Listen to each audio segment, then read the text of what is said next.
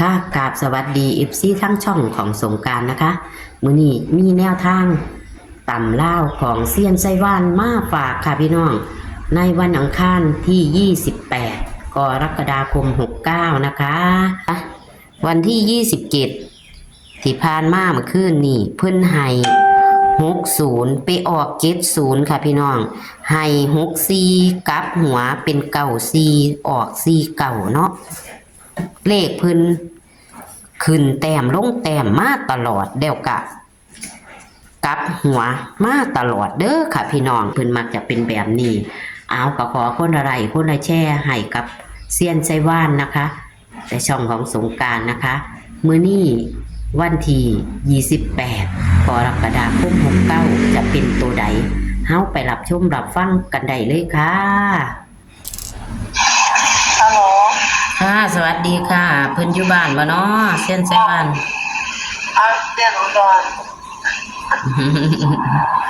ซะมันหลายซื้อเนาะเรียนอุดรที่ไหนวะเรียนว่าเรียน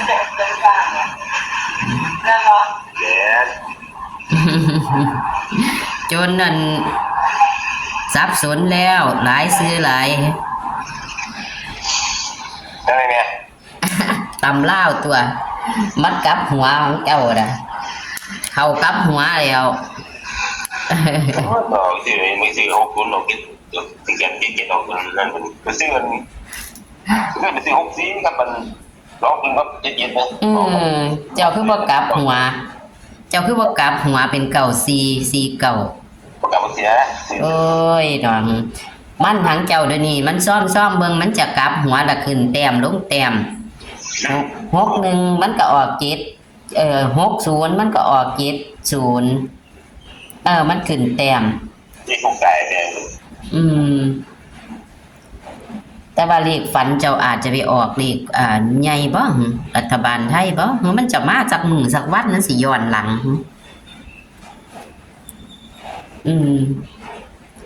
ต้องมีการกันได้บ่ได้มันบ่มันขึ้นนี่ก็มีการดูต้องดูแล้วก็ที่ไม่ซื้อเป็นที่เขากับเก็บแล้วก็เลยค่ะเอามื้อนี้เอาไม้ตัวแก้มือให้เพิ่นอีกเอาจ่อเลขใหญ่เข้ามาแล้วเนี่ยเขาตาวีบ่เขาพรรษามื้ออื่นมั้งมื้ออื่นจังสิ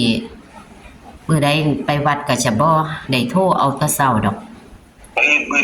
มื้ออื่นน่ะล่ะมื้ออื่นก็จะไปวัดเดี๋ยวเอาเลยวิ่ง6กับ9แม่นบ่กับ9จับคู่46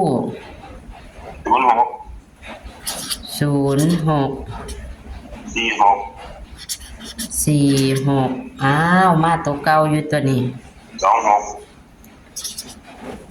มันสิวนมาให้ได้ติแม่นบ่26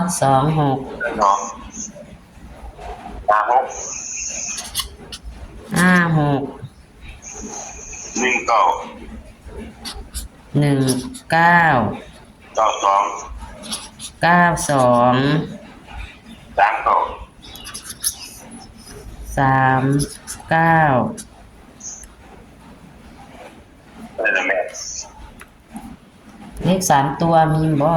มื้อนี้ใช่ครับตัวมันคือบ่เข้าอันนี้บ่เข้าบ่กันเอาอยู่บ่มันเป็นแบบใดบ่เข้ากันกับคาเทียมันมาฮะเอาคาเทียมันไปแปลกประหลาดไปก็เอามันไว้โดดตัว2 1 3 คำพ่อว่าไปคนละทางมันนะไม่ได้ขึ้นแม่ตัวนี้ติเจ้าฝันได้ที่ตัว213นี่จำเลย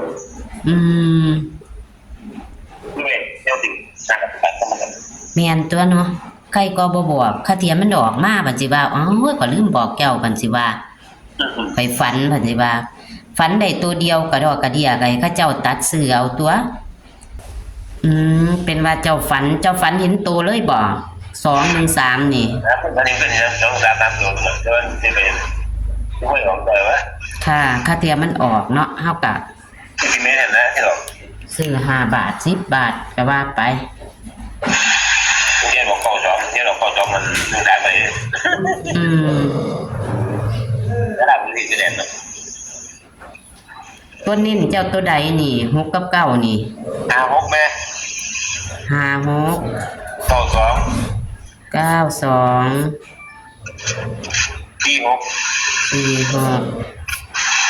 ได้แล้วแม่ค่ะตัววิ่งแม่ตัววิ่ง6กับ9เจ้านิ่นตัวใดนิ่นบ่แม่น6กับ9นี่ตัววิ่งนี่6ล่ะค่ะค่ะขอบคุณเด้อค่ะบัดนี้ค่ะสวัสดีค่ะ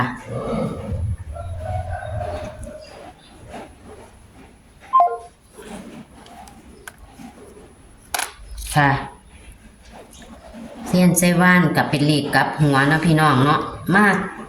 2-3เทียแล้วค่ะของเพิ่นเป็นเลขกับหัวมา2-3เทียแล้ว2-3 มื้อแล้วนะคะเลขกับหัวคันบ่กลับหัวเพิ่นก็จะขึ้นแต้มลงแต้มค่ะพี่น้องคือจังเพิ่นให้60ก็ไปออก70ค่ะไอ้ซ่อมทางของเพิ่นแล้วนี่ซ่อมทางของเพิ่นแล้วมันจะเป็นแบบนี้เด้อค่ะเลขเพิ่นบ่หลายโตแต่ให้พี่น้องพลิกแพงเอาเด้อค่ะพลิกแพงคือขึ้นลงเอานะคะแล้วก็กลับหัวเอาค่ะตัวที่เพิ่นให้มานี่มักจะกลับหัวนะคะ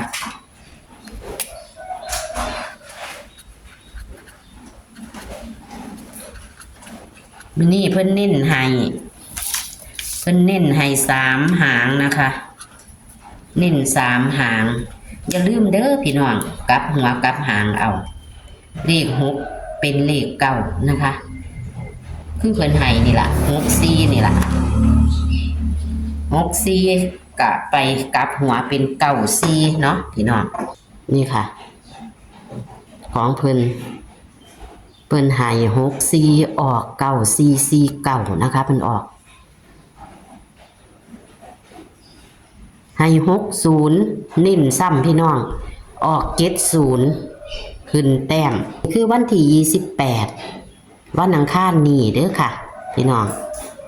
อังคารนี้ตำลาวกับเซียนไซว่านนะคะมีเลขความฝันเพิ่นฝันได้213เด้อพี่น้องเอาลองเบิ่งกับความฝันค่ะ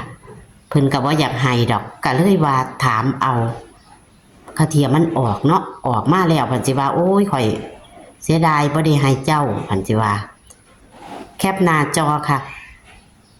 064626519939เน้นที่465692เด้อค่ะพี่น้อง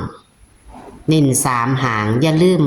เก่าเป็น6เป็น9นะคะเลข3ตัว213เลขความฝันเพิ่นพี่น้องเพิ่นมีแต่ว่าเพิ่นฝันใดบ่รู้ว่าเพิ่นฝันเห็นโตอาจจะฝันเห็นโตล่ะพี่น้อง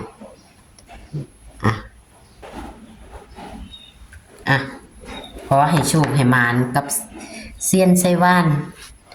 นะคะมันขึ้นก็ถือว่าพลาดแต่ว่า